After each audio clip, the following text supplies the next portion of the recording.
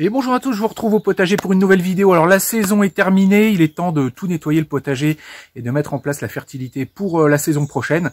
C'est vraiment là que commence la nouvelle saison en fait, c'est quand on commence à tout arracher au jardin pour préparer la nouvelle saison. Donc voilà, généralement novembre, c'est là que commence la nouvelle saison potagère. Alors regardez, là on parle, on a du lourd. Là, on commence à parler, ça commence à causer. Je me suis fait livrer 9 tonnes de compost, c'est-à-dire entre 15 et 20 mètres cubes. Vous voyez le beau tas que ça fait, là, vous voyez la taille de la pelle, là. C'est vraiment énorme. Et l'idée, ça va être de mettre ça au jardin, de le remettre partout, plus la terre végétale que je m'étais fait livrer.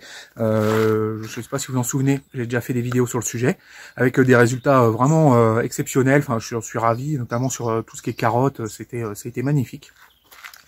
Et voilà, j'en ai eu pour 200 € à peu près les 9 tonnes, donc les 15 mètres cubes. C'est-à-dire 15 mètres cubes, ça veut dire 15 000 litres. 15 000 litres de compost pour 200 €. Ça fait le litre à même pas 1 centime. Donc ça vaut vraiment le coup. Voilà, le compost de déchets verts, c'est un matériau que j'utilise beaucoup. Je vois les gens mettre des sommes folles dans des fumiers bio, des trucs comme ça, enfin vraiment des sommes de dingue où ils se retrouvent à payer ça au kilo au prix de l'entrecôte. Voilà, moi je vous rappelle cette ressource-là, c'est toujours une bonne béquille sur laquelle on peut s'appuyer. Le compost de plateforme, voilà, j'en use et j'en abuse. J'étais même allé les visiter. Je vous rappelle, j'avais fait une vidéo sur la plateforme de compostage là, qui est à côté de chez moi. Et c'est eux qui m'ont livré ça. Et du coup, c'est parti. On va commencer par nettoyer le potager. Alors voilà la bâche, la plus petite des trois des grandes bâches que j'avais mises en place. On les voit ici, donc les tomates, courges et courgettes. Et ici, du coup, c'était la bâche des poivrons et des aubergines que j'ai enlevé avec du coup les 4 lignes d'arrosage, pareil, qui étaient dessus. Et voilà du coup ce qu'il y a sous la bâche. Alors voilà, bon, j'ai arraché tous les plants et en gros, j'ai tout remis au milieu la matière organique qu'il y avait. Alors voilà le genre de fil de chien-dent qu'on trouve sous les bâches qui rampent. Je peux vous montrer du coup à quel point c'est impressionnant cette plante, le chien-dent. Voilà, regardez ça, la taille de ce rhizome. Voilà, et il passe du coup sous les bâches et il rampe et il essaie de ressortir du coup par les trous. Donc il arrive quand même à se frayer un chemin. Mais l'enherbement reste quand même bien moindre que s'il n'y avait pas de bâche du tout. Et puis du coup quand on enlève les bâches une fois par an, on extrait du coup tout ça et on les récupère. Voilà. Donc les rhizomes de chien-dent qui passent un peu partout. Une plante quand même vraiment impressionnante, le chien-dent. Et voilà, la bâche des tomates a été enlevée. Voilà, j'ai mis les tuyaux d'arrosage sur le côté, la bâche également. Quand je vais la remettre, la bâche, je pense que je vais la retourner, je vais la changer de sens, pour que tout ce qui était au-dessus se retrouve en dessous. Et comme ça, chaque année, je vais la retourner. Je pense que ça permettra de repartir sur des balles neuves, enfin une face propre. Et voilà, donc là, j'ai passé la tondeuse. J'ai bien tondu également tous les bords, là, bien ras. Et là, maintenant, il va s'agir de remettre à manger au sol. Et voilà, on va continuer avec la bâche des courges.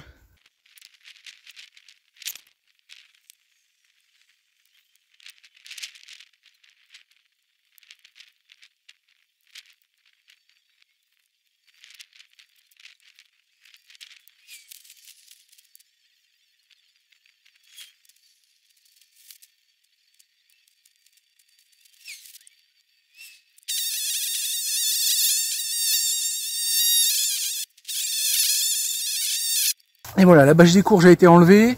2 passages de tondeuse autour, un premier niveau haut puis un niveau vraiment plus bas, histoire de vraiment raser tout ce qui avait poussé autour de la bâche et qui avait colonisé la bâche. D'ailleurs, j'ai pas pu le couper au cours de la saison. Ça va peut-être falloir que je trouve un système, peut-être avec des œillets puis des crochets pour bien fixer les bâches au sol, pour pouvoir passer la tondeuse dessus, éviter que justement il y ait cet enherbement qui se fasse par-dessus les bâches. On voit qu'il y a encore les feuilles mortes que j'ai mis à l'hiver dernier, les feuilles de chêne. Qui sont encore là au niveau du sol, donc ça me laisse penser que il y avait un problème d'eau. Je pense qu'il n'y a pas eu assez d'humidité pour qu'elles soient encore là. Il a dû faire trop sec sous les bâches et j'ai pas dû mettre suffisamment d'arrosage automatique, je suis en train de me dire. C'est peut-être une des raisons pour lesquelles les courges n'ont pas super bien marché cette année. Et on va terminer la journée avec un coup de rotofil, histoire de bien nettoyer les allées. Là on voit même plus les planches et tout, donc vraiment de remettre le potager au propre avant l'hivernage. Et pour le nettoyage, là, moi j'utilise le fil Heavy Duty, là, enfin je prends pas le petit fil jaune là. J'utilise le gros fil pour gros chantier. Ça coûte un peu plus cher, mais ça fait bien le boulot. Donc voilà, moi je préfère utiliser ça. Et allez, c'est parti. On va nettoyer tout ça. Allez, juste pour l'image.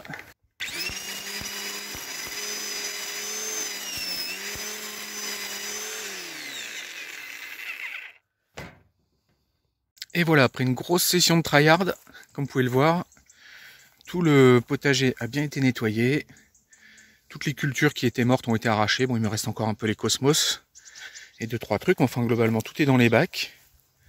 Voilà, le potager est propre. Et là, maintenant, il va s'agir pour moi de planter ail, oignon, échalote et fèves. Donc, ces 4 plates-bandes-là vont recevoir ail, oignon et échalote. Et je pense que les fèves, elles vont partir sur cette plate-bande-là.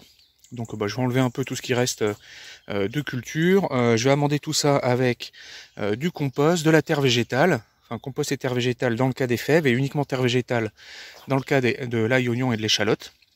Et puis voilà, on va partir dans la plantation. Voilà, un gros tryhard là. Je suis assez content du résultat. Le petit coup de rotophile là, ça a vraiment fait du frais au niveau des planches et du potager. Et là, vous voyez, là c'est pareil. Au niveau des bâches, tout a été nettoyé. Et là maintenant, on va donner à manger au sol. Là, vous voyez le potager qui a été nettoyé, bien mis au propre, tondu, les bâches qui ont été enlevées et tout. Et là maintenant, il va être le temps de s'occuper de la fertilité. Alors je me suis fait livrer ce gros camion de compost. Il y a quasiment 20 mètres cubes de compost de déchets verts. Également, hop, ici, de la terre végétale que je m'étais fait livrer au milieu de l'année. Et il va être temps de mettre tout ça au jardin. On va essayer de remettre quasiment 10 cm de compost partout sur les zones de culture.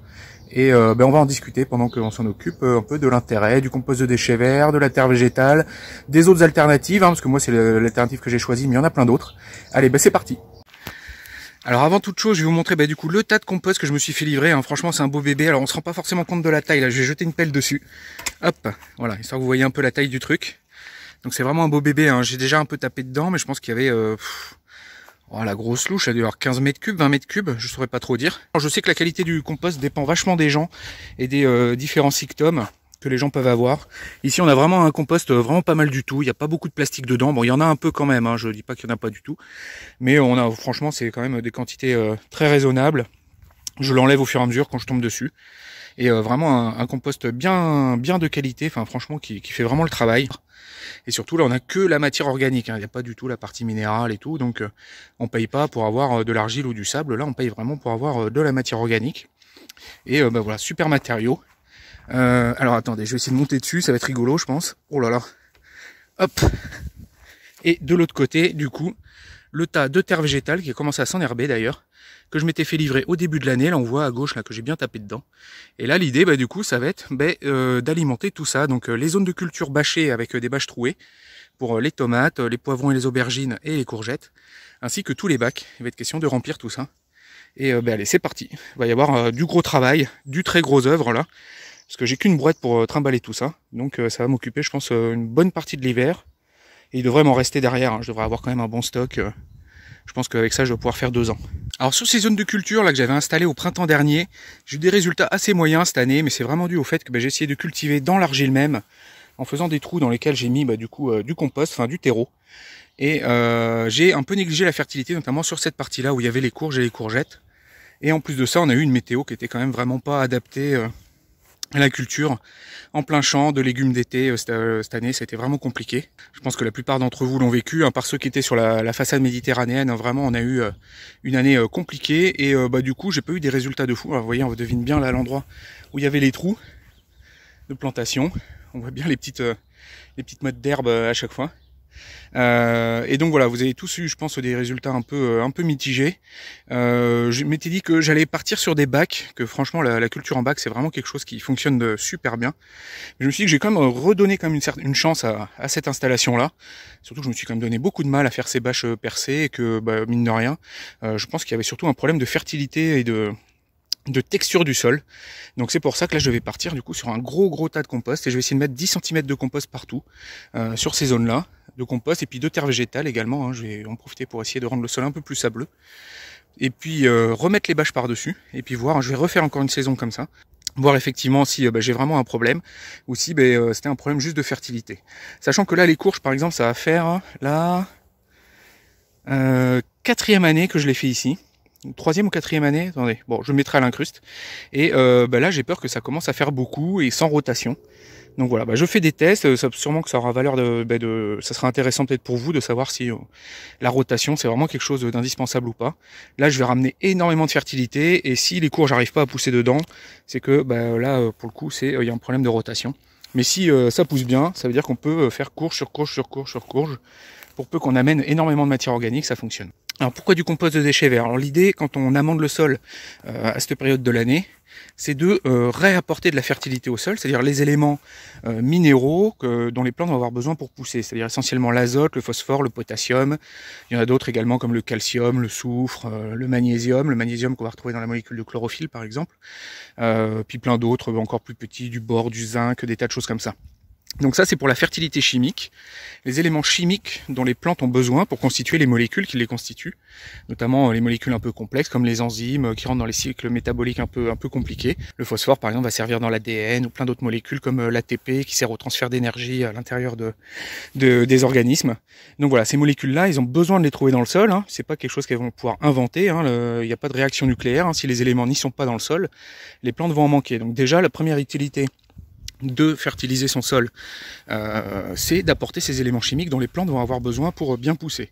Sachant que s'il manque un élément, cet élément-là va être le facteur limitant de la plante, hein, c'est un peu ce qu'on appelle le tonneau de Liebig, où il y a tous les différents éléments, et s'il y en a un qui manque, la plante va être contrainte par cet élément manquant. Vous pouvez rajouter autant que vous voulez d'un élément qui manque pas, ça changera rien, il faut vraiment que la plante trouve tous les éléments. Alors l'intérêt de ce genre de compost, c'est que à l'intérieur, on va vraiment trouver à peu près de tout, puisque c'est constitué avec énormément de plantes.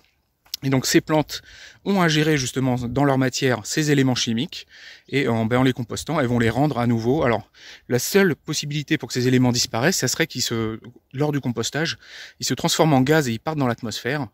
Alors c'est un peu possible pour l'azote.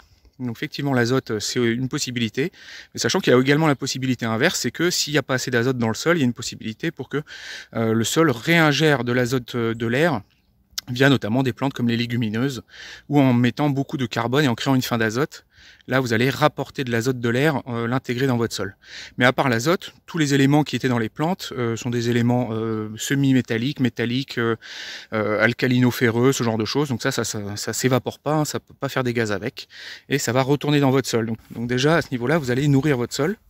Et alors l'autre partie très intéressante d'amender son sol, c'est de texturer son sol. Donc là, on parle vraiment de texture physique. L'idée étant que les racines puissent bien se propager dans le sol, avoir un sol bien aéré, qui laisse passer l'eau, qui laisse passer l'air, c'est super important. Et avec du compost de déchets verts comme ça, je trouve que c'est une matière super intéressante. Parce que là, vous voyez, on creuse à la main, il n'y a pas de souci. Si je mets 10 cm de ça là-dessus sur mon sol, ça va faire une matière très souple, très meuble, dans laquelle l'eau, l'air va pouvoir rentrer. Alors toutes les plantes ne poussent pas bien dans le compost pur. C'est l'expérience que j'ai pu en faire. Alors, ça marche très très bien sur tout ce qui est cucurbitacées et solanacées, ou toutes les cultures d'été, en gros. Par contre, vous allez avoir plus de mal, par exemple, faire pousser des blettes dans du compost pur. C'est pas forcément évident. Mais toutes ces planches-là, qui sont consacrées du coup à faire de la culture d'été, vont être remplies de compost. Et puis on va faire un essai comme ça. Sachant que je suis tombé sur une vidéo cette année là de François Mullet, qui fait des essais sous serre avec des maraîchers, où ils ont fait des essais de culture de tomates. Et ils ont sorti, alors si je dis pas de bêtises, 60 kg de tomates au mètre carré en cultivant dans du compost de déchets verts pur. Donc voilà, c'est un peu ce que moi j'expérimente depuis 2-3 ans déjà au jardin. Et c'est intéressant de voir que ça se confirme un peu avec des gens qui ont des approches maraîchères avec des volumes beaucoup plus importants. Même si là, vous voyez, on commence à être dans du volume intéressant quand même. Alors il y a plein d'autres apports qu'on peut envisager pour son potager, notamment les feuilles mortes, tout ce qui est pompe de gazon également. Donc l'idée c'est que la matière que vous allez apporter va apporter également toute la fertilité qu'elle contient. Alors les feuilles mortes par définition sont assez pauvres en termes d'éléments nutritifs justement, les éléments dont on parlait au début, parce que les plantes ont entièrement rapatrié à l'intérieur d'elles-mêmes les éléments nutritifs qu'elles contenaient pour justement vider les feuilles de ce qui était intéressant pour elles, pour après les lâcher au niveau du sol, où là les champignons vont manger le carbone, il va rester juste le carbone dans cette matière-là. Donc c'est intéressant parce que vous allez faire un compost en fait de l'humus, qui va être assez pauvre, qui va pas être très riche en termes d'éléments nutritifs pour le sol, mais vous allez quand même texturer votre sol et faire du compost et avoir une matière justement bien meuble pour que les racines puissent se propager et tout. Donc là avec les feuilles vous allez constituer quelque chose qui va vous apporter le côté texture pour le sol, mais vous n'allez pas vraiment le nourrir. À l'inverse, si vous mettez du gazon ou des choses très vertes, comme ça, là, vous passez la tondeuse et vous mettez ça dedans. Là, vous avez quelque chose qui va très peu unifier, qui va pas texturer votre sol, mais par contre va apporter énormément des éléments nutritifs dont on parlait au début. Donc si vous faites un mélange des deux, de vert et de marron, ben, vous allez avoir et la texture et également la fertilité avec les éléments chimiques. Sachant que la texture, quand même, faut pas non plus se faire des illusions. Ça, c'est rempli d'air, et en plus de ça, en compostant, vous allez perdre énormément de carbone qui va partir dans l'air, dans l'atmosphère, qui va faire du CO2. Il va rester peu de carbone qui va faire de l'humus. Donc, il faut s'imaginer que quand vous mettez un tas d'herbe, je sais pas moi, d'1 mètre cube, vous allez peut-être en sortir 100 litres de terreau derrière. Donc voilà, c'est pas non plus magique. Faut pas s'imaginer que juste en mettant un gros tas de feuilles comme ça, vous allez remplir votre bac de terreau. C'est pas comme ça que ça se passe. Vous allez en faire un petit peu, mais ça va pas non plus être énorme. Alors dans les autres possibilités qu'il y a, vous pouvez utiliser du fumier. Historiquement, c'est ça qu'on utilisait, puisque la matière organique, le meilleur usage qu'on pouvait en faire d'un point de vue efficace dans les fermes en temps, c'était d'en faire d'abord de nourrir des animaux avec, qui font une première extraction du coup de l'énergie de la matière organique pour produire de la viande. Et après, avec les déchets que produisent du coup ces animaux, on les intègre au potager, où là ils sont remangés une deuxième fois, mais par le sol. Mais sachant que quand même la première digestion, la plus intéressante, elle est utile à produire de la viande. J'avais fait une vidéo où j'expliquais que quand on paille notre sol avec de l'herbe, moi j'appelais ça du gaspillage, parce que effectivement c'est un peu du gaspillage d'utiliser de la bonne herbe pour la mettre directement au sol plutôt que de la donner à des vaches. Et c'est pour ça quand même que du coup, c'est quelque chose d'assez récent, la généralisation du paillage. C'est quand même un comportement de riche, on va dire, d'utiliser l'herbe pour mettre directement au niveau du sol, parce que voilà, dans l'ancien temps, d'ailleurs mon voisin, ce qu'il disait, son père, lui il a 70 ans, son père, quand il y avait de l'herbe comme ça, il fauchait et puis donnait ça aux bêtes, et ça partait pas pour pailler le potager. Donc voilà, l'utilité essentielle du fumier, c'est ça, c'est de récupérer la fertilité de l'herbe, qui va être digérée une première fois pour en extraire une première partie de richesse, c'est-à-dire d'énergie, l'énergie qui est dans le carbone. Par contre, voilà, les animaux, eux, vont pas stocker de l'azote, du phosphore, du potassium, les éléments chimiques dont on parlait au début. Il en rentre, mais il en ressort autant, sinon il gonflerait, il se remplirait. Donc voilà, il y a forcément autant de ces éléments chimiques-là qui sortent que qui rentrent. Et donc dans leurs excréments, on va retrouver en gros la fertilité chimique qu'ils ont ingérée dans les matières organiques qu'ils ont mangées. Et donc, quand on met du fumier, on va largement apporter toute cette partie fertilité chimique. Comme c'est un élément qui n'a pas été entièrement composté également, les fertilités chimiques vont être digérées par la vie du sol qui va du coup y trouver à se nourrir. Donc c'est assez intéressant. Il y a tout cet aspect-là aussi de nourrir la vie du sol. Par contre, les quantités sont trop petites pour que vous texturiez votre sol avec ça. Vous n'allez pas réussir à avoir, si vous partez sur un sol, comme moi, d'un sol très argileux, ça va être compliqué de texturer votre sol avec juste du fumier. Vous n'allez pas avoir des volumes suffisamment importants pour que ça les texture. Un sol en plus argileux ou hydromorphe qui respire pas bien, qui a tendance à beaucoup se remplir d'eau, et qui laisse peu de place à l'oxygène et où du coup la vie du sol a du mal à se développer, il y a peu de vers de terre, peu de vie. Et avec du fumier, vous allez avoir du mal à texturer ces sols-là. L'intérêt d'utiliser du compost de déchets verts, c'est que comme vous l'avez vu, on a des grosses quantités de matière organique qui elles-mêmes suffisent en fait à faire un sol, à le texturer parce que vous l'apportez en grande quantité et du coup ça vous permet de fabriquer ce sol léger, qui respire bien, uniquement à partir de cette matière organique. Alors l'idéal quand même c'est de la mélanger un peu à la partie minérale de votre sol, que vous ne retrouviez pas juste à cultiver dans du compost, mais également que il y a également de la silice, enfin des éléments minéraux dedans. Du sol, le sable, les limons, les argiles, mélangés à ce compost pour avoir quelque chose de plus équilibré, puis qui se forme le complexe argilo-humique, enfin toutes ces choses-là. Donc voilà, l'idéal quand même c'est d'arriver à mélanger ce compost. Quand on a une terre très argileuse, c'est compliqué quand même d'arriver à mélanger ces choses-là. Donc moi ce que j'ai fait, c'est que je me suis fait livrer de la terre végétale, et la terre végétale, elle, du coup, ne contient aucune matière organique. Enfin en tout cas dans celle que j'ai livrée, je me suis fait livrer. Il n'y a quasiment pas. Par contre, elle est constituée essentiellement de sable et de limon. Il y a quasiment très peu d'argile et ça vient parfaitement compléter du coup la constitution de mon sol qui est faite quasiment que d'argile.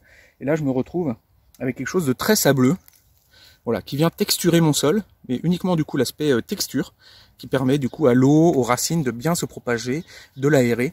Et du coup, en mélangeant le compost de déchets verts avec cette terre végétale, j'arrive à un niveau de sol qui est, je trouve ça super satisfaisant et j'obtiens des résultats vraiment assez plaisants comme j'en ai jamais eu.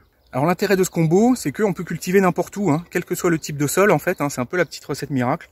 Vous mélangez terre végétale, compost de déchets verts, vous pouvez cultiver quasiment sur du goudron et vous vous moquez complètement du sol que vous avez en dessous.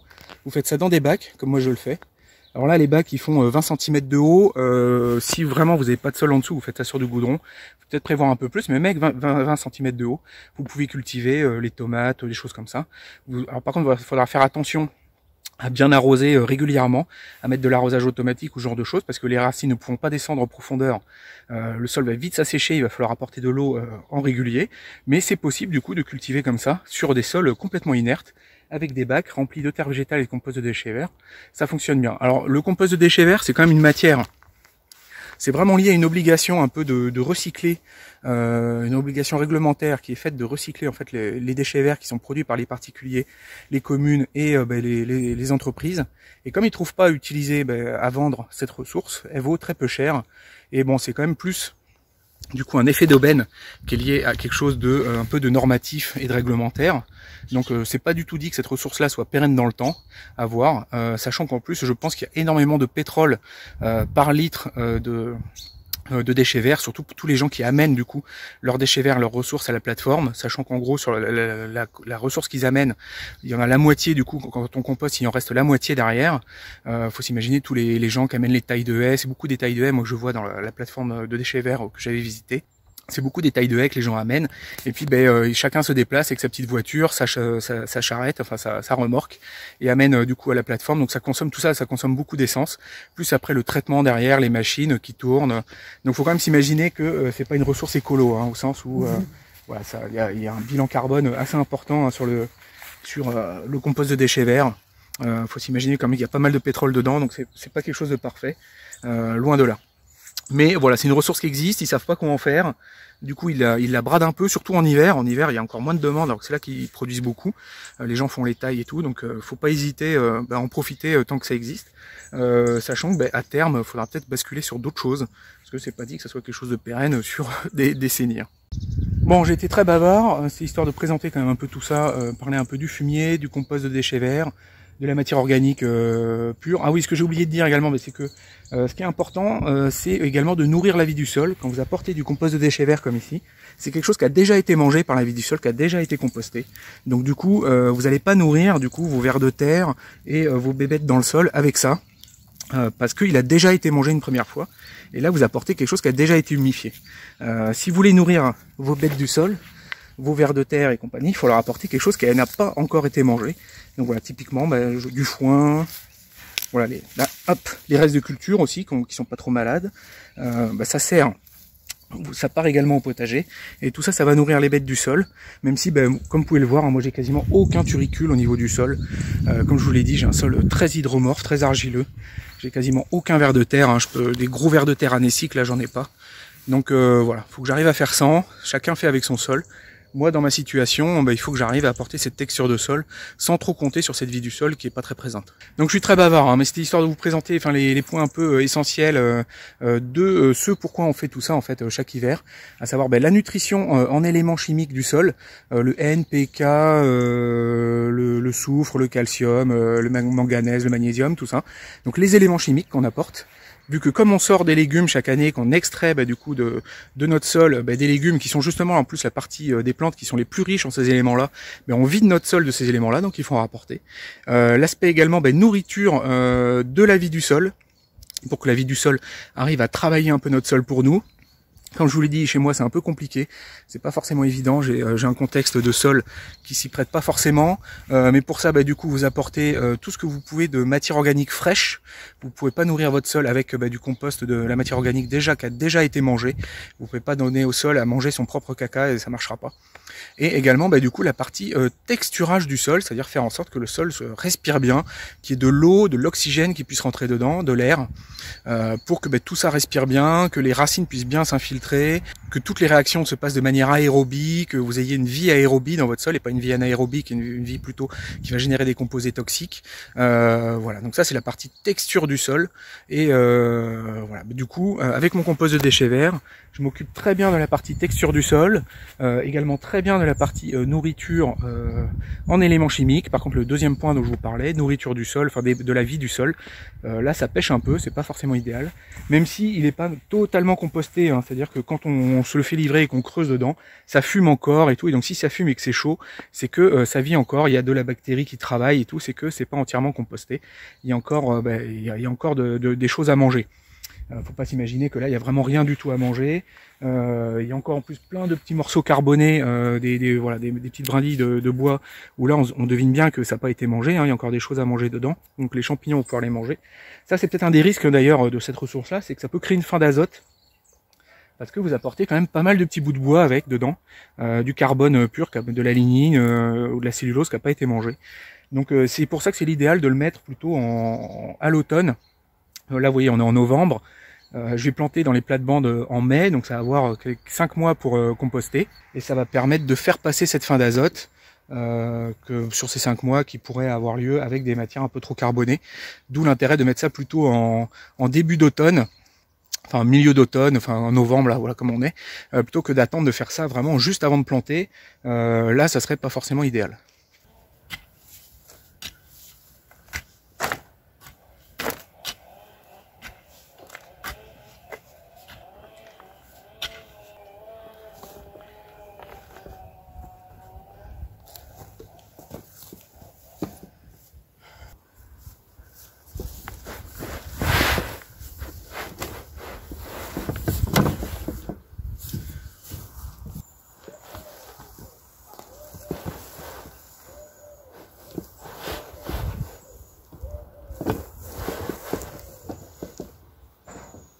Donc en passant, j'en profite pour le signaler, je me suis acheté une nouvelle boîte. Alors c'est pas une boîte super costaud, hein, c'est une boîte en plastique, donc c'est pas fait pour trimballer des trucs très lourds. Mais pour trimballer du compost, de la feuille ou du gazon, elle a un volume plus grand. Elle peut monter jusqu'à 120 litres, 130 litres, alors que ma boîte d'avant faisait 90 litres, donc ça fait quasiment 50% de plus que la boîte d'avant. Ça me permet de faire moins d'aller-retour. Voilà, donc c'est pas un placement de produit, hein, c'est ce que j'ai trouvé en magasin, il y avait que celle-là à peu près comme grande boîte de disponible. Mais c'est quand même plus pratique, elle est moins large en plus aussi, elle est plus facile à manœuvrer. Et je peux la coucher sur le tas de compost du coup, puis la remplir en raclant en fait avec le croc. Donc c'est quand même plus pratique, je suis assez content de cet achat. À voir si c'est costaud et ça tient dans le temps. Bon là je déplace la caméra, c'est intéressant ce que je vais vous montrer. Voilà, là je m'enfonce dans le cœur du tas. Et là je sais pas si on voit bien, si ça fume. Oui on voit bien que ça fume. Vous voyez là ce truc blanc qui fume, et ben ça c'est les mycéliums qui sont en train de manger du coup le carbone. Vous voyez, on voit bien là c'est plus blanc. Il y a des traces de blanc partout. Donc ça c'est les champignons qui sont en train de manger le bois. Et puis la fumée, mais en fait c'est de la vapeur d'eau. C'est également les bactéries qui du coup sont en train voilà, de travailler tout ça. C'est très chaud. Hein. Là vous ne voyez pas à l'image, mais ça fume, mais c'est très chaud. Ah, ça va faire 40-50 degrés quoi. Donc ça continue à travailler encore. Hein. C'est pas complètement composté. Le fait que c'est encore chaud, ça veut dire que le compost n'est pas complètement fait. Il y a encore de la matière organique à manger. Donc ça c'est plutôt bon signe pour moi. C'est un peu ce que je veux. Donc c'est un compost pas complètement mûr. Donc c'est parfait. Ça c'est une matière super. Hein. Vous voyez, ça c'est du carbone pur. Hein. Il y a zéro, il y a zéro partie minérale là-dedans. Il n'y a pas de silice, il n'y a pas de quartz, il n'y a pas de sable ou de limon. C'est vraiment que de la matière organique. On peut cultiver à 100% là-dedans. Hein. Ça fonctionne pour tout ce qui est, comme je vous l'ai dit, cucurbitacées et solanacées. Alors je rappelle, hein, vite fait, les cucurbitacées c'est courges, courgettes, concombres, melons, pastèques. Voilà, toutes ces plantes-là. Les solanacées, c'est pommes de terre, tomates, aubergines, poivrons, piments, physalis. Voilà, c'est capable de pousser dans un sol qui est intégralement fait de ça. Pour des plantes qui sont très mycorhizées, comme ces plantes que je vous ai dit, c'est capable de pousser là-dedans. Et ça pousse même très bien. Moi, ça fait 3 ans que je fais ça et j'ai vraiment des résultats super. Donc voilà, c'est une possibilité. Par contre, pour tous les autres plantes du potager, qui serait pas de cette catégorie-là, attendez-vous à des résultats un peu plus mitigés. Tout ce qui va être verdure, les carottes, tout ça, ça a besoin d'une partie minérale quand même ces plantes à l'usage. Moi je me rends compte que ça pousse pas aussi bien que dans un sol où il y aurait disons moitié de ça et puis moitié d'une terre un peu sableuse, bien drainante. Donc voilà, pour le bon compromis quand même, c'est de rajouter de la terre végétale. Alors là, sous les bâches que je suis en train de remplir, du coup, je vais mettre que de la solanacée et puis de la cucurbitacée. Donc, je m'embête pas à mettre de la terre végétale. Et puis de la terre végétale, j'en ai quand même pas autant que du compost. Donc la terre végétale, je me la réserve pour mes bacs, et notamment pour toutes les cultures que je vais faire, comme je vous ai dit, le deuxième type de culture. Voilà. Mais si vous voulez faire que de la tomate, franchement, vous mettez un bac, vous remplissez votre bac de ça, vous mettez votre plant dedans, un arrosage automatique, idéalement même une bâche percée dessus pour pas avoir à désherber. Vous pouvez rajouter aussi également du paillage, hein. Moi c'est ce que je fais, je rajoute du paillage naturel aussi dans les bacs, ça fonctionne très bien. Voilà. Et il n'y a plus rien à faire. Après, il n'y a plus qu'à tutorer, un peu couper les gourmands, entretenir et puis récolter. Et sinon, hein, on voit bien le fait que ça travaille encore et que ça fume. C'est-à-dire que la fin d'azote n'est pas complètement passée, hein. C'est que ça travaille encore, il y a encore du carbone à manger là-dedans. Beaucoup de carbone même, il y a encore quelques gros morceaux. Vous voyez les gros morceaux là, tout enduits de blanc. C'est encore en train d'être mangé, il y a encore du travail à faire pour les champignons et les bactéries. Donc si vous mettez ça juste avant de planter en fait et de cultiver, toute cette vie-là qui fume et que vous voyez là active et qui chauffe, va accaparer toute la nourriture disponible dans le sol, notamment tout l'azote, pour pouvoir se nourrir elle-même, et il restera rien pour vos plantes. D'où l'intérêt quand même de mettre ça en automne, loin avant la plantation de vos cultures, le temps que tout ça se fasse, et que quand vous arrivez en mai, ces réactions-là sont terminées, et l'azote est vraiment disponible pour vos plantes. Et là vous voyez, hein, j'ai couché la brouette, et c'est quand même bien pratique. J'ai plus qu'à la retourner. Hop là. Bon, naturellement, ça marchera pas pour le terreau qui sera même le sol. Mais là, j'irai le chercher avec la pelle.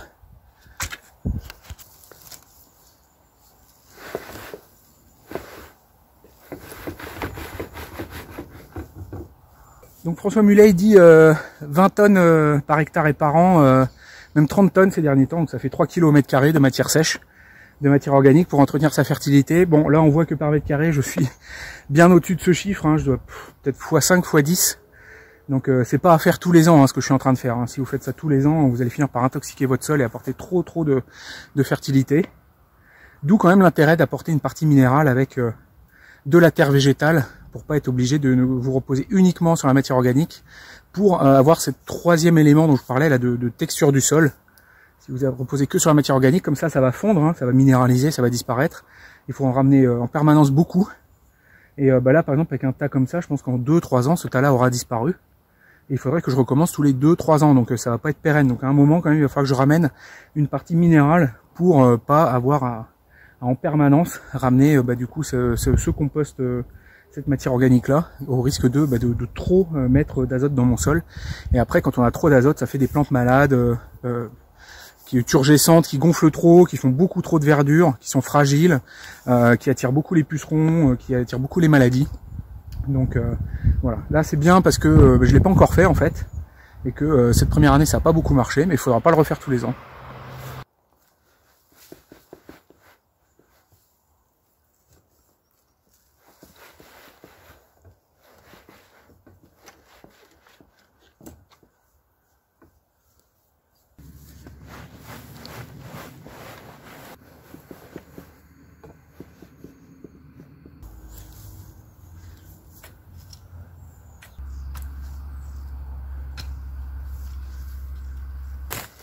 Voilà, ça c'est pour tous ceux qui disent qu'il n'y a pas de mauvaises herbes, qu'il n'y a que des herbes indésirables ou des herbes des adventices ou je sais pas quoi. Voilà, ça je suis désolé, c'est de la mauvaise herbe. À partir du moment où c'est dans mes cultures, c'est la mauvaise herbe. Quand c'est dans l'herbe à côté, tout ça, moi je m'en fous, elle me dérange pas. Il n'y a aucun souci dans le jardin d'ornement, bon, voilà, elle vit sa vie. Mais au potager, c'est de la mauvaise herbe, mauvaise au sens où c'est mauvais pour moi, quoi. Mauvais, c'est forcément quelque chose de subjectif. On parle d'un rapport, la nature est pas mauvaise en soi, hein. Quand on dit mauvaise herbe, forcément la nature est pas mauvaise, c'est par rapport à nous. Et ça c'est vraiment voilà, c'est de la cochonnerie. Et c'est de la mauvaise herbe, hein, faut appeler les choses par leur nom. Donc voilà, ça s'en va. Et surtout, on remet pas dans le bac. J'ai fait ça un temps, hein, de remettre dans le bac en fait le chien-dent en le mettant au-dessus, en espérant que ça sèche et tout. Mais on finit toujours par repailler par-dessus, donc il se retrouve enterré, puis il y en a pas mal qui repart. Le jeu on vaut vraiment pas la chandelle, hein, vous voyez, là ça c'est 1 centime du litre. Pour faire 1 litre de ça, je vous imagine, je sais pas combien de racines de chien-dent il faut composter. Voilà, c'est pas quelque chose qui vaut vraiment le coup. Surtout que le chien-dent, les racines, c'est beaucoup du carbone, hein, c'est beaucoup de l'amidon. Et l'amidon, c'est juste du carbone, hein, il n'y a pas grand-chose à en retirer en termes de minéraux. C'est pas quelque chose d'extrêmement riche. Voilà, faut bien faire la différence entre ce qui est minéraux, N, P, K, calcium, soufre, enfin ce dont on a parlé avant, et le carbone qui sert à structurer le sol et tout. Et le carbone, lui, il est pioché dans l'atmosphère, c'est pas quelque chose non plus de très très rare. C'était déjà quelque chose qui manquait pas aux plantes avant le réchauffement climatique. Là, les teneurs en carbone de l'atmosphère ont quasiment augmenté de 50%. Donc la ressource en carbone, c'est pas quelque chose de critique pour les plantes. Les plantes ne manquent pas de carbone, hein, il y a des théories comme quoi les plantes utiliseraient du coup les mycorhizes pour aller manger le carbone du sol en s'associant aux champignons et tout. Je pense que c'est pas prendre le truc dans le bon sens, parce que le carbone n'est pas un facteur limitant pour les plantes. Elles en trouvent largement assez dans l'atmosphère, et encore plus aujourd'hui, comme je vous dis, la teneur en CO2 a augmenté de 50%, on est passé de 0,003 à 0,004, bientôt 5. Donc on a fait x1,5 en termes de teneur de CO2 dans l'atmosphère. Donc le fait que les plantes trouvent du carbone, c'est pas un souci. Le carbone, il sert pas à nourrir, qu'on met au sol, il sert pas à nourrir les plantes. Hein. C'est pas le carbone que les plantes, elles mangent le carbone dans l'air, hein, pas dans le sol.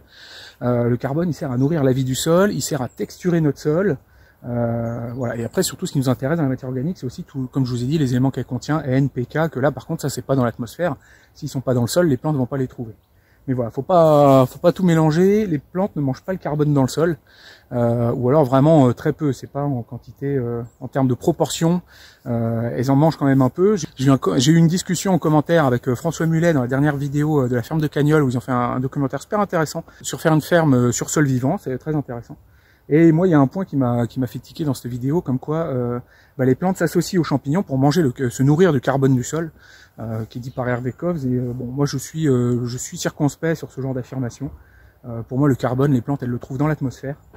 Et voilà, le carbone qu'on apporte au sol, c'est pas pour nourrir les plantes, c'est pour nourrir la vie du sol, c'est pour texturer le sol, c'est pour apporter également les éléments que contient cette matière organique, autres que le carbone. Mais voilà, les plantes ne vont pas trouver leur carbone dans le sol. Enfin, en tout cas, minoritairement, quoi. Allez, je continue avec ma bâche.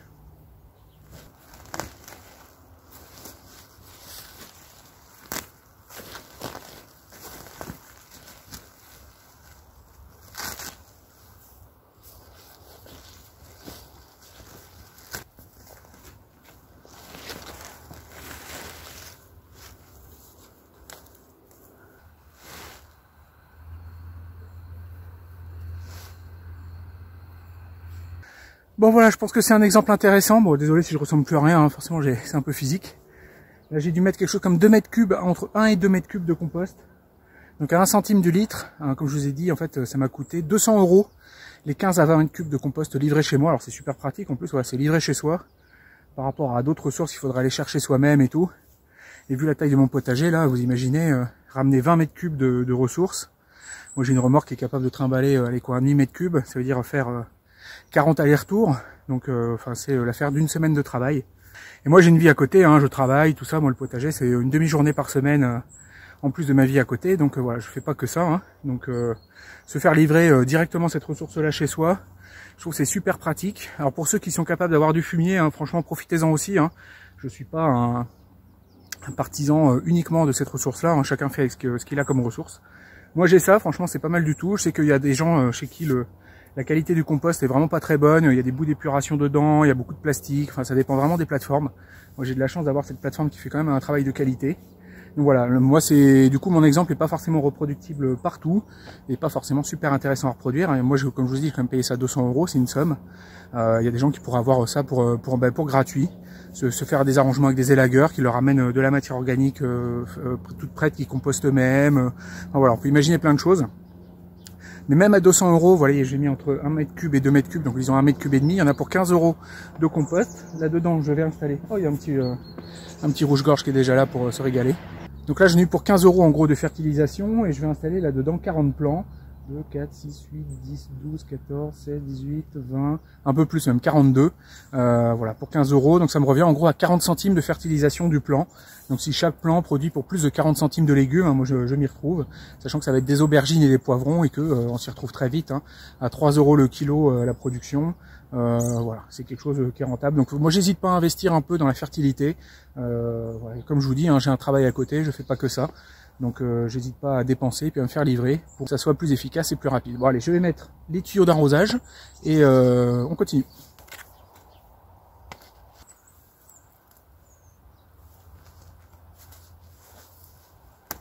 Bon allez, je remets mes agrafes pour faire tenir l'arrosage automatique.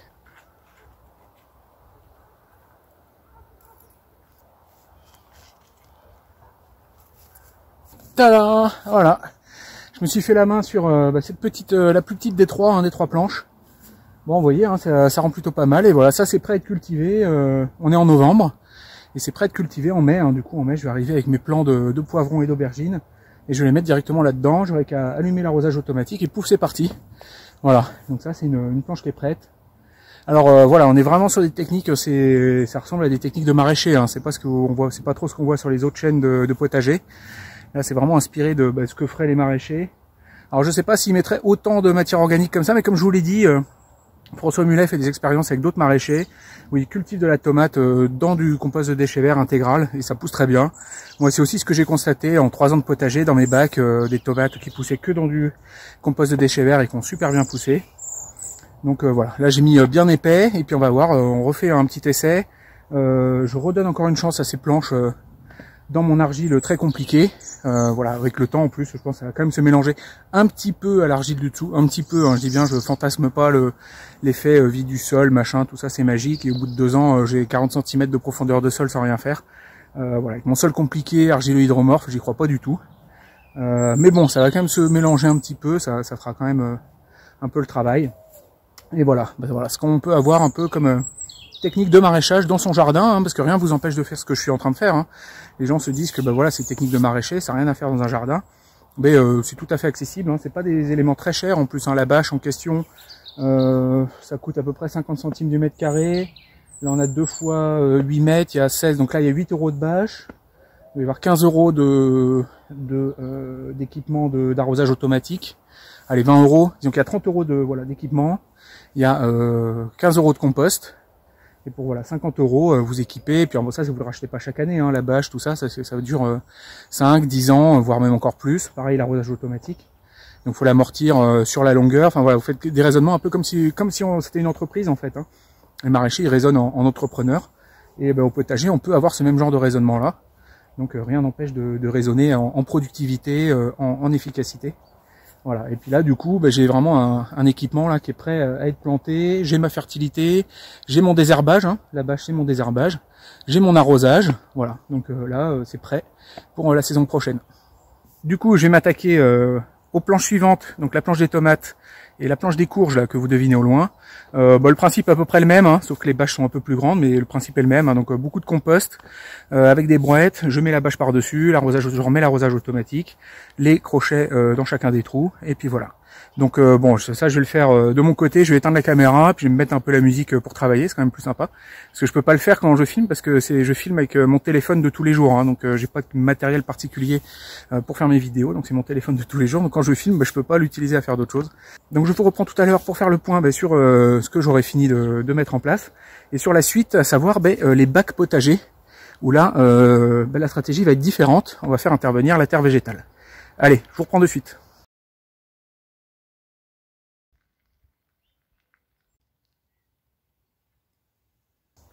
Alors là, je suis sur la planche qui m'a servi à faire les tomates cette année avec mes petits arceaux là, mes arches, voilà, mes arches Shinto là, surtout celle du bout. On en reparlera parce que je pense que je vais la renforcer un peu cette structure, même si ça a bien tenu cette année. Je vais rajouter des arceaux pour vraiment solidifier le truc et être sûr que ça tienne bien. Et là, j'ai changé de stratégie sur celle-là, c'est-à-dire que l'autre au fond là qu'on devine là-bas au fond à gauche, là, voilà où il y a mon doigt, j'ai juste posé le compost à même le sol sans rien faire du tout.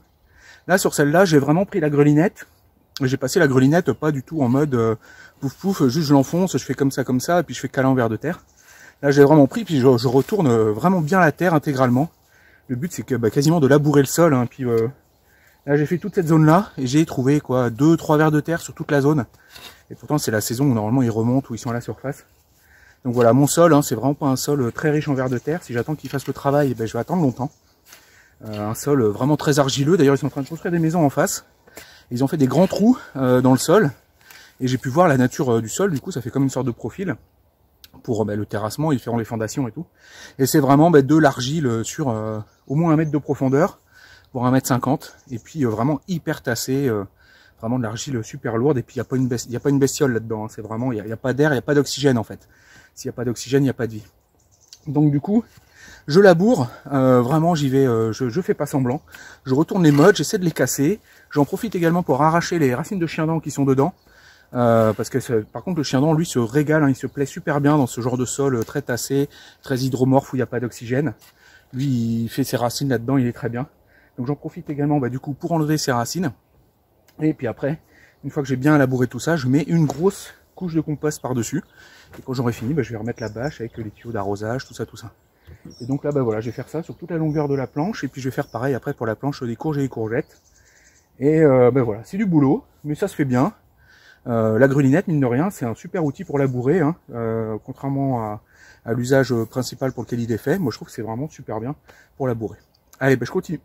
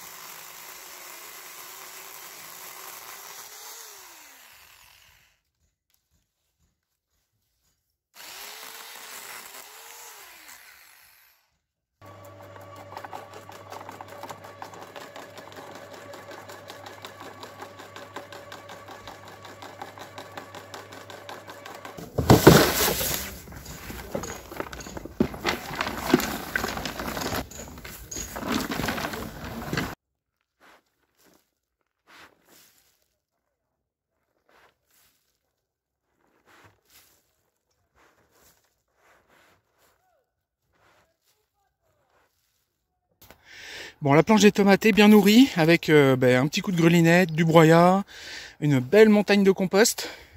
Alors, je sais pas si on se rend bien compte de l'épaisseur à l'image là, mais il y a bien, 20 cm. Une fois que j'aurai tout égalisé, là, je pense qu'il y aura 20 cm de compost. Et après, je rajoute encore par-dessus. Je pense que je vais mettre une bonne couche de feuilles, hein, parce que j'en ai vraiment beaucoup.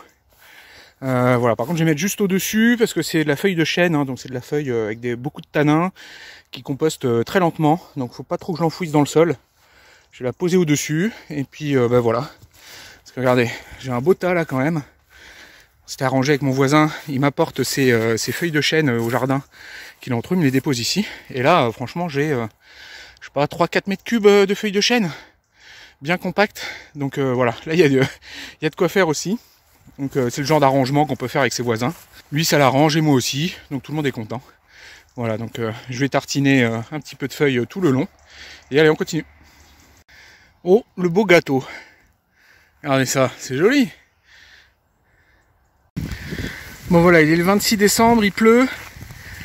Là ça commence à tomber fort quand même, hein. Je vais peut-être rentrer. Jusqu'ici ça plouviotait. Voilà, ça avance. Pas de repos pour les braves. Donc voilà, j'ai commencé à bien recouvrir la plate-bande des courges et courgettes. Voilà, je me suis brouetté tout ça. Et j'ai presque fini, il me manque juste cette petite bande là on doit bien voir à l'écran je pense. Bon là ça commence à vraiment pleuvoir fort, là. Je pense que je vais me rentrer. Et voilà, allez, on continue, ça tryhard. Et donc là on continue dans le tryhard au jardin. J'ai Eric Souffleux qui m'a rejoint, il est venu passer une petite journée à la maison. Voilà, on a mangé un peu japonais avec sa femme japonaise et tout, c'était bien sympa. Et donc voilà, Eric il va me filer un petit coup de main au jardin. Et là il reste du coup à bâcher, à travailler un peu cette planche là. Et puis après je vais vous présenter un peu la chaîne d'Eric, vous allez voir, ça vaut le détour. C'est pas souvent que j'ai un collègue de travail là, comme ça. Ouais, ouais, un peu plat quoi. Ouais. Ah, je lui apprends son travail à Eric. Ah oui. Ah, ça fait plaisir d'avoir un collègue au potager. Alors Eric est maraîcher. Ouais, un collègue maraîcher. Ouais. Voilà. Et on en parlera après. Ouais. Allez, c'est parti. Actor Studio là, Eric.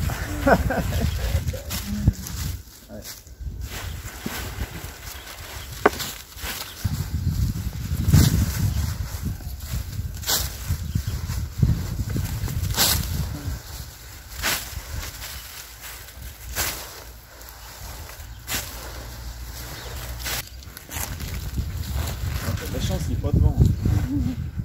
Attends, je tire un peu. Ouais. Voilà. On est bon. Ouais. Mais j'ai assez peu de vent ici, moi. Je suis pas trop emmerdé par le vent. Ouais, là, c'est pas un truc qui m'emmerde. Ouais.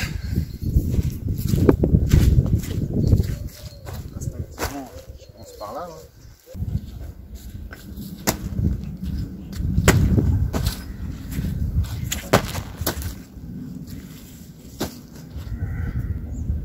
Oh, le talon. Oui, alors tous ces petits poids là qu'on est en train d'installer sur des toiles tissées, ben, je le fais aussi sur ma ferme. Et en fait, je pense que j'ai jamais trouvé ça dans le commerce ou j'ai jamais eu le temps de le faire. Mais l'idéal, ce serait de faire des demi-cercles ou des cercles, enfin des disques en fait, qui viendraient se poser exactement à l'endroit des trous où on va mettre les courges ou les tomates. Et comme ça, le vent n'aurait pas d'action sur la bâche tout près des plants. Parce que le risque avec les petits poids comme ça, c'est que le vent en fait batte la toile parce qu'ils sont pas auprès des trous. Voilà. Alors c'est une idée, voilà, il faut essayer de trouver le temps de le faire quoi. Ouais, mais après moi j'ai pas beaucoup de vent, j'ai pas trop de soucis de vent. Ouais. Effectivement les bâches, faut faire attention si les gens qui ont beaucoup de vent. Ouais. Les tuyaux d'arrosage. Alors oui. Allez. Bon, attends, il y en a deux qu'il faut faire passer à droite et deux à gauche. Ah, les arbres au milieu des planches, c'est le bordel. Mais bon, il a une histoire cet arbre, faut pas le couper. Il y en a un côté là.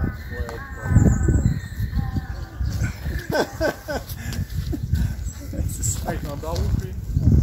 Ah bah. Ouais. Ah mais j'y crois pas, il y a un âne à côté, il pourrait faire de la traction animale, Antoine. Je vais lui demander d'emprunter l'âne du voisin là, de temps en temps. Là. Et puis on va amener une cassine ici, on va voir un peu. Bon, je mettrai les crochets plus tard, on va pas s'emmerder.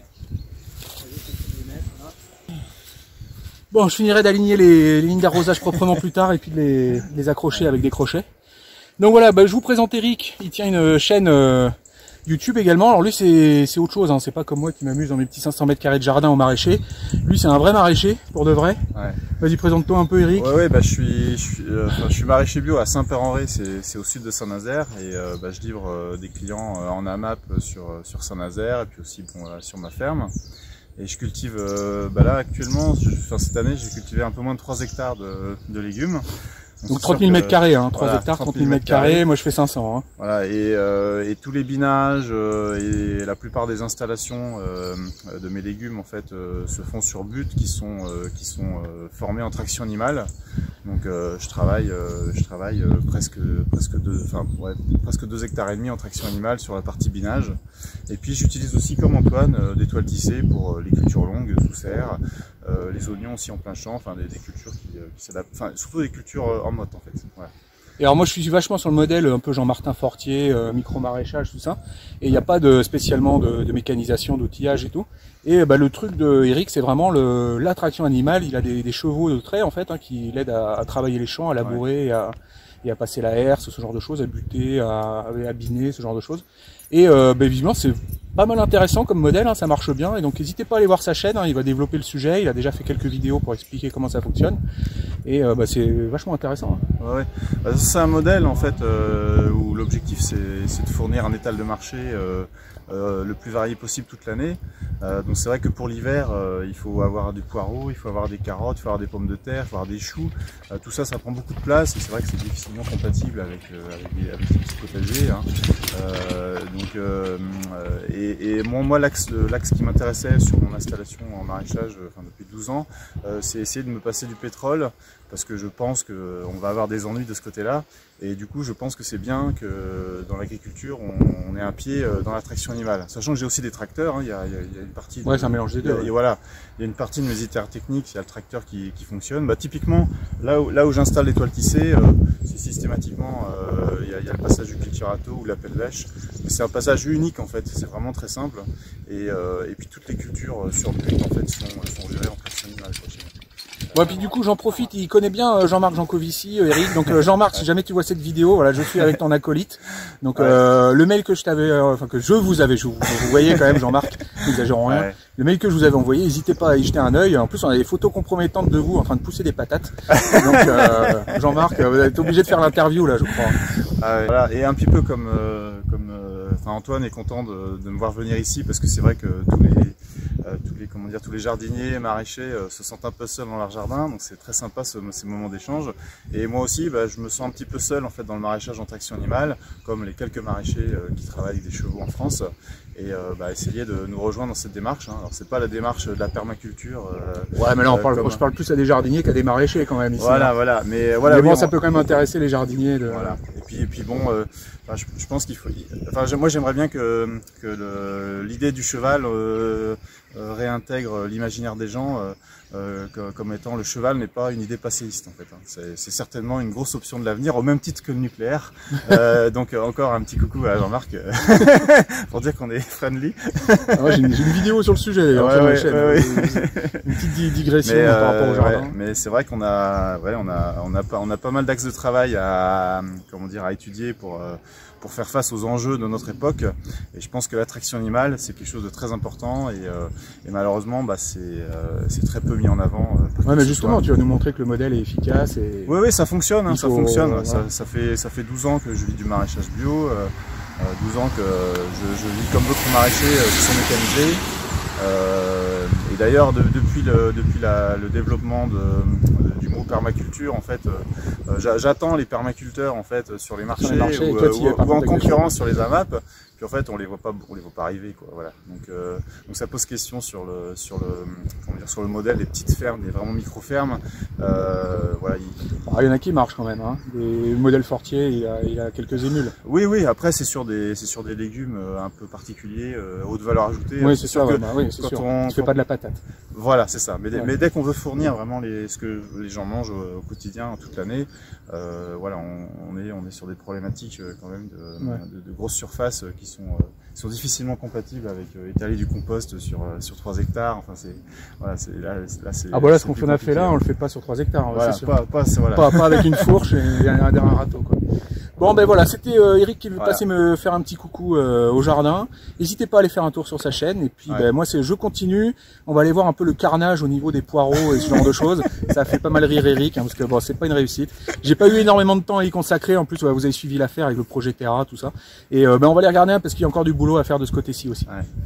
Allez, merci Eric. Merci à vous. Donc j'en ai fini avec la préparation de toutes les cultures sur bâche, sur les grandes bâches comme ça. Et je vais m'attaquer maintenant aux petits bacs, aux différents petits bacs du potager. Là j'ai déjà commencé, déjà 2 de préparés. Alors tout ne va pas être couvert, hein. Là typiquement j'ai des fèves. Alors les oiseaux m'ont un peu abîmé le semis, mais sinon globalement c'est quand même pas trop moche. Et voilà, vous voyez, j'ai commencé déjà à mettre du compost, mélange de compost, de terre végétale. Ça c'est des choses qui ont été arrachées, hein. Ça c'est voilà. Hop, c'est décroché du sol, donc de la feuille, un peu de tout. Et donc j'ai pas mal de bacs là du coup que je vais réamender. Le but c'est vraiment de bien les re-remplir. Surtout que là j'ai la ressource avec le tas de compost que j'ai récupéré, je vais vraiment pas manquer. Et donc voilà, on va continuer, vous voyez là, un peu de terre végétale qui est venue avec du compost. Terre végétale bien sableuse, ce qui vraiment me change la donne, hein, par rapport à ma terre argileuse très compliquée. Donc voilà, ça c'est 2 bacs qui vont se faire remplir aussi. Celui-là en partie, parce qu'il reste encore quelques blettes. Bon, elles sont pas belles là à ce moment-là de l'année, mais après elles vont s'arranger. Et puis au courant du printemps, je pourrai récolter encore un peu dessus. Bon, sur cette partie-là du jardin, on va faire un peu le tour. Bon, désolé pour le bruit de tronçonneuse, il y a le voisin qui s'amuse depuis tout à l'heure. Enfin, il s'amuse, c'est la saison en même temps, hein. Je vais pas lui reprocher de faire son bois. Alors ça, c'est une culture de carottes que j'avais semée à la volée après avoir rempli de terre végétale cette plate-bande. Et le résultat est vraiment extraordinaire. Sauf que je ne le referai pas à la volée parce qu'on croit gagner du temps au semis, mais après on en perd beaucoup à l'éclaircissage. Mais voilà, j'ai ramassé beaucoup de carottes et des belles carottes comme jamais j'en ai ramassé. Voilà, de la belle carotte bien longue, comme jamais j'ai réussi à en avoir dans ma terre argileuse. Généralement elle s'arrêtait à la moitié, donc voilà, là la terre végétale, hein, vraiment super efficacité, vraiment très content. Alors ici, là, j'avais repiqué mes fraisiers. Bon, ça a besoin d'être un peu désherbé. Il va falloir que je m'en occupe. Enfin bon, ça suit son cours. Je pense que les fraisiers sont bien implantés. Ça, on en reparlera. C'est un test de paillage d'aliacées avec des planches. Parce que je trouve que c'est une culture qui est assez embêtante à désherber. Et moi, je suis pas un grand fan du sarcloir. Hein, j'en ai déjà parlé. Donc voilà, je m'essaye à ça. Et puis on va voir un peu dans la durée si ça fonctionne. Alors vous ruez pas là-dessus, hein. Je fais des essais, je fais des tests. Et puis si c'est efficace, on en reparlera. Mais bon, vu le coût du bois et tout, utiliser du bois pour ça, bon, je fais un test, c'est pour voir. Alors ici, j'ai fait un semis de radis misato, mais ils n'ont pas marché. Ça n'a pas pris, et vous voyez, hein, le sol qui s'est systématiquement réduit en volume. Hein. Donc il faut vraiment que je rajoute de la terre végétale. Là pourtant j'avais mis beaucoup de terreau, mais le sol est quasiment revenu au niveau du sol à côté. Donc voilà, on peut pas se contenter uniquement de matière organique, hein, il faut vraiment rajouter une partie minérale. Hein. Ça c'est Olivier qui m'avait averti là-dessus, il a carrément raison. Donc voilà, ça il faut que j'amende ça en terre végétale. Alors ici, ça c'est des choux-fleurs, des choux de Bruxelles que j'avais plantés un peu avant, en octobre je crois de l'an dernier, donc ils ont un peu plus d'1 an. Et ils donnent encore, hein. Il y a eu pas mal de choux-fleurs dessus, on n'a pas de choux-fleurs, de choux de Bruxelles, on a bien récolté. Et bon là, ils commencent à vraiment être abîmés, à être vieux, hein, mais il y en a encore. Donc ça c'est plutôt une réussite. Mais ici c'est une zone qui pousse pas très bien parce qu'elle est à l'ombre de ce poirier, je vous en ai déjà parlé. Donc ça fait partie des choses qu'il faut que je fasse, il faut que je le coupe. Parce que voilà, un grand arbre plein sud du potager, ça a vraiment pas sa place ici. Alors ici c'était une plate-bande, bon, il y a eu un peu de tout, du radis, on devine encore il reste des radis là, du navet, on devine là, des grosses boules encore qui restent, il y a eu de la carotte aussi. Voilà, donc ça c'est une plate-bande un peu à l'abandon qu'il faut que je nettoie. Et j'avais fait des tests de cornières anti-limaces. Moi, elles sont plus ou moins défaites, hein, j'ai commencé à les démonter aussi.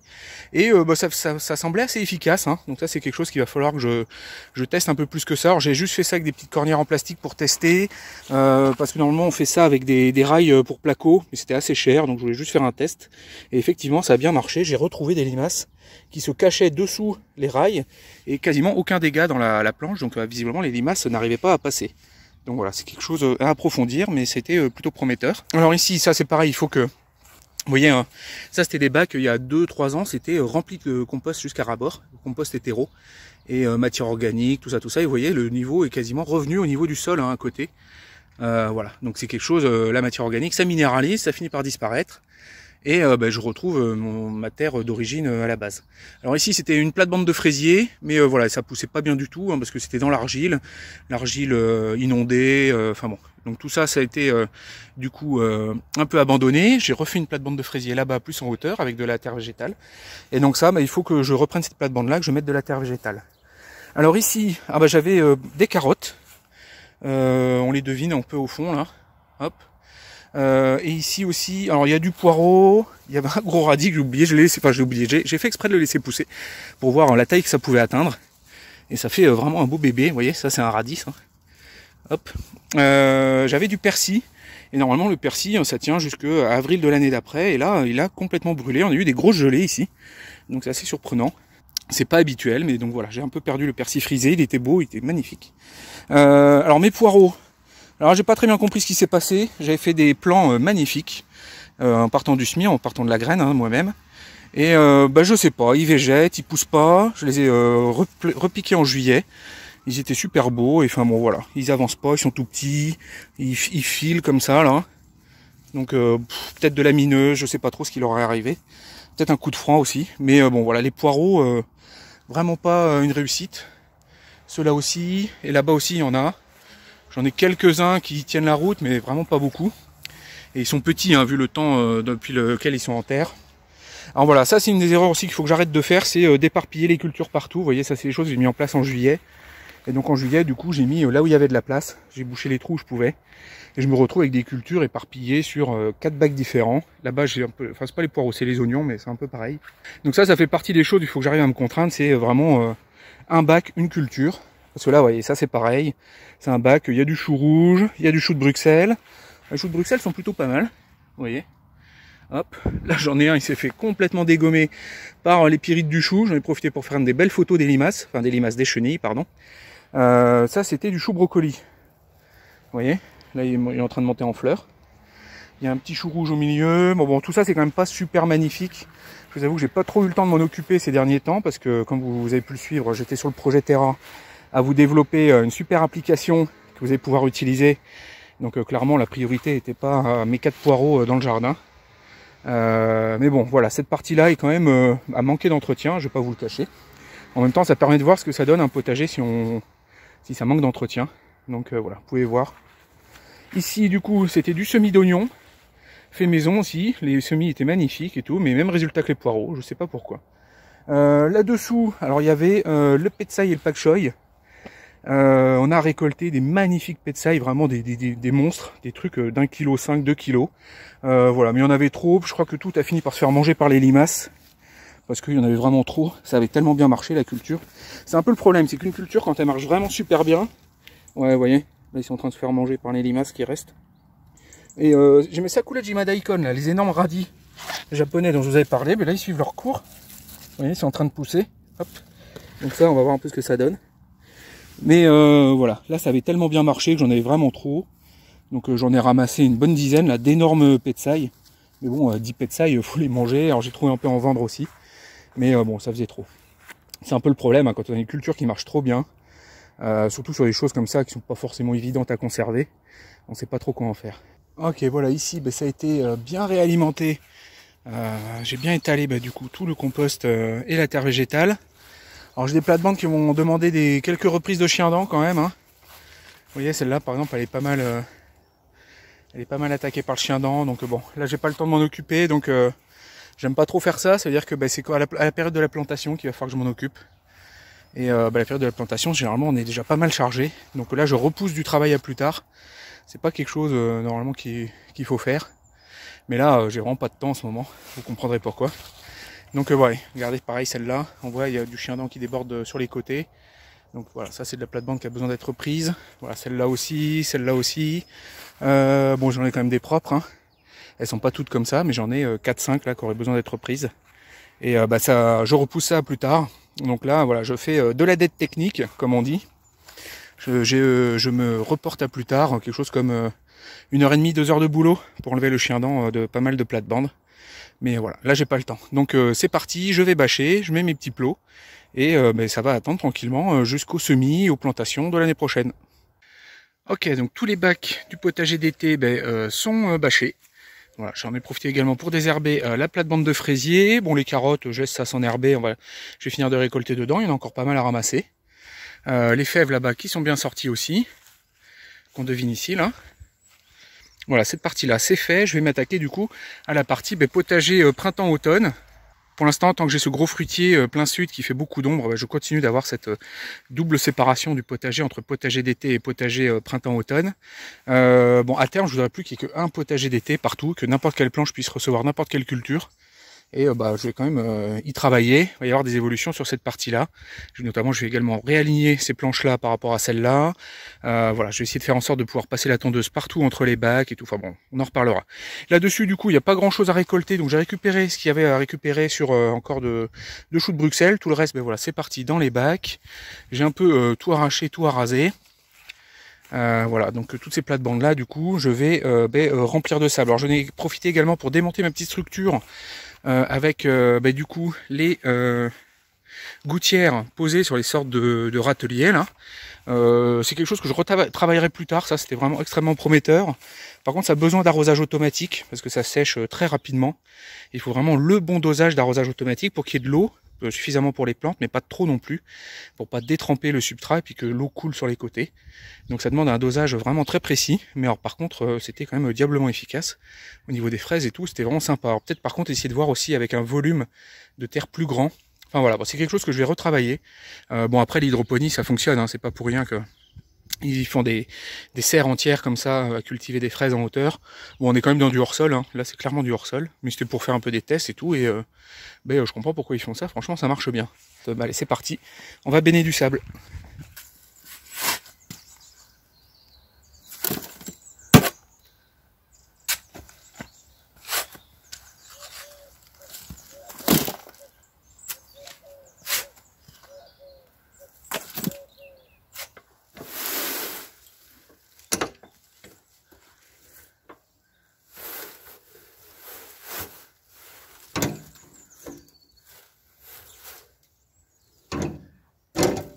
Et voilà un bac qui part avec des balles neuves, avec voilà, une terre mélange de compost et de terre végétale bien sableuse. Cette fois là, impossible de faire un boudin avec ça. Et voilà, je vais recouvrir ça d'une bâche. Et puis voilà, désolé si la caméra tremble hein, parce que c'est physique. Je vais remettre une bâche par dessus et puis voilà, je vais continuer avec les autres. J'en ai fait une, il m'en faut encore 7 avec 3 brouettes par bac. Donc allez, c'est parti.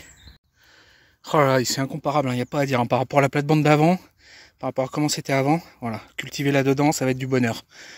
Mélange de sable et de terre bien sableuse et de compost, là, ça va être parfait.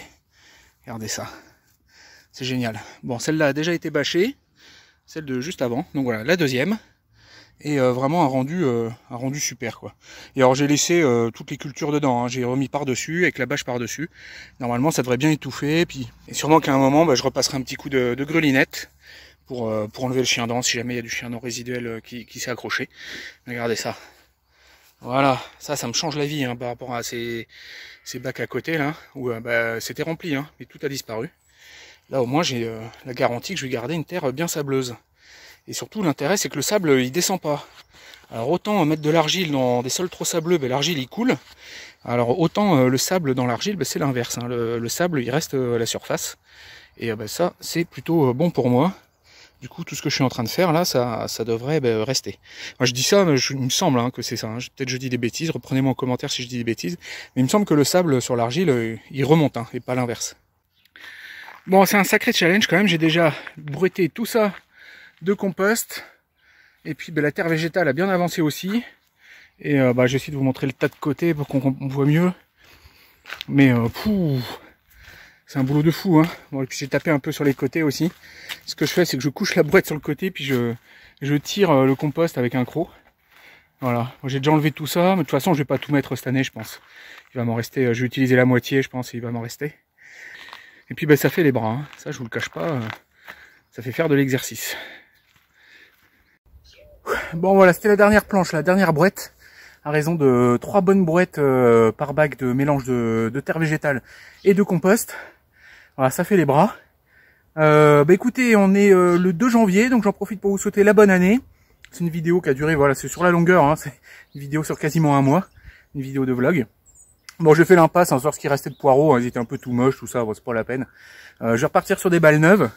Surtout que voilà, j'ai très envie d'utiliser le nouveau module là que je suis en train de coder, que je vais rajouter dans cette appli Terra Potager là dont je vous ai déjà parlé dans une vidéo précédente. Ce site qu'on fait à plusieurs jardiniers là, dont Olivier du potager d'Olivier et Maud du jardin d'Alekil côté YouTube. Et j'ai rajouté un module de cartographie du jardin dedans. Enfin, c'est encore en train d'être codé, mais je commence à vraiment aboutir, arriver au bout. Et je crois que je vais être le premier utilisateur de ça, et je m'en vais renseigner du coup dans ce module là sur le plan de mon jardin, un peu toutes les activités que je viens de faire, et puis l'état en gros du potager en termes de plantation, pour partir sur une saison vraiment à balle neuve. Et puis l'idée ça va être d'essayer de noter un peu tout ce qui se passe, et puis de mesurer les récoltes et tout, et de faire un bilan du jardin. Ça devrait être super intéressant. Donc voilà, ça devrait popper je pense dans le mois, ou maximum fin février, sur sur l'appli terrapotager.com là. Donc n'hésitez pas à aller jeter un œil. Voilà. Et puis en attendant, comme je vous l'ai déjà dit, je vous souhaite vraiment une super bonne année, avec plein de jardinage dedans. Et puis je vous dis du coup à bientôt pour une prochaine vidéo. À bientôt.